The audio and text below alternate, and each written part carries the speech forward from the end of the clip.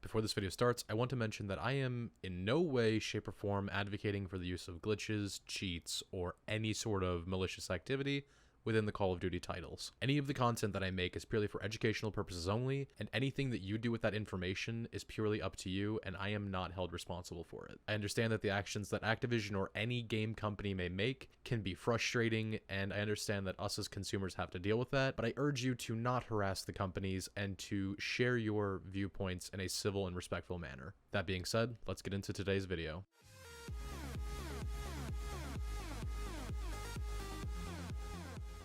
Well, Activision's back at it again. If you're somebody who has played COD, whether it was in the Call of Duty Modern Warfare 2019 title or the new installment Call of Duty Black Ops Cold War, you'll almost certainly be aware of a little thing known as score-based matchmaking, or SBMM for short. Essentially, SBMM looks at your average score per minute within recent matches and your kill-death ratio, and uses that to then place you in relevant lobbies. It is subtle, but it's definitely there and has an effect on your matches. Now, today's topic won't affect most people, especially not the casual sofa players, but I want to address this regardless because it's something that really needs to be brought up within the community. Tracker.gg and SBMMWarzone.com are among many websites that you can use to easily track your statistics for any game, from Call of Duty to Fortnite and even Rocket League. However, with Activision making one key change, these sites no longer function as intended. What is this key change? Activision has made the return data for their API calls private. This means, in layman's terms, that when you look yourself up to see your SBMM ranking within these websites, it'll return an error or just no data. Okay, but why does this matter? Well, before the change, you could easily check individual player stats to see if they were perhaps participating in reverse boosting, which is an action to lower the person's score per minute to place the player in lower skill lobbies and do what is called pub stomping, or effectively killing everybody in their path like a crazed warlord.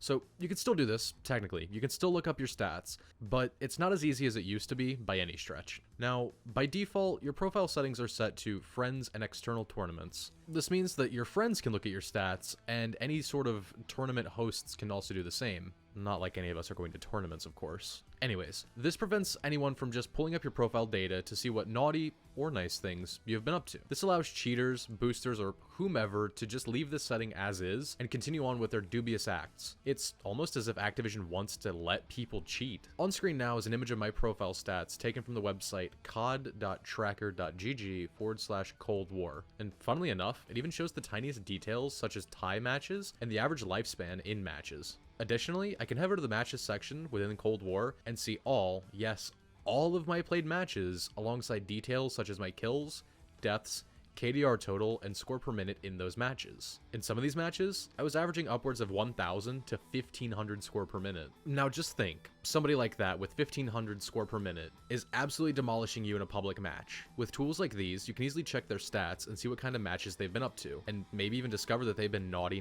boys playing in bot lobbies or reverse boosting. Or maybe, just maybe, they're having a good day. With actions like these from Activision, making settings private automatically or making them sort of opt-in only, it really increases the potential for cheaters and exploiters to hide their acts and keep us and even Activision just blind to it. Of course, seeing the statistics on these websites isn't really anything to go off of. You can't use these statistics and then go and report the player. However, you can get a general idea of what they've been up to, so then you can make an educated guess on whether or not to report them in that lobby for other activities. Finally, I just want to mention my take on SBMM as a thing, and how it affects my gameplay and time as a content creator. Being entirely honest, I don't really mind SBMM.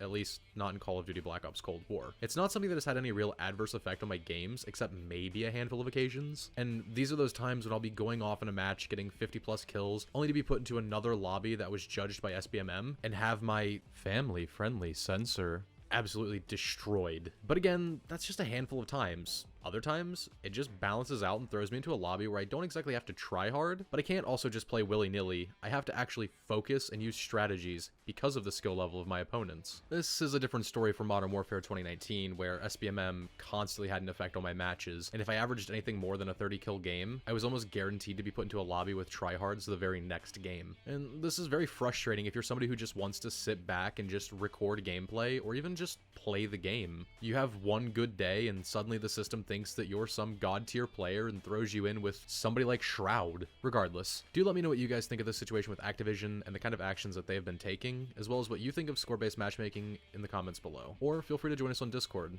The link, of course, will be in the description with all of the other links, such as social media. If you'd like to support me as a content creator, please consider subscribing on YouTube and following on Library. It helps me grow as a creator and build an amazing family of viewers just like you. Thank you guys so much for watching, and I will see you in the next video.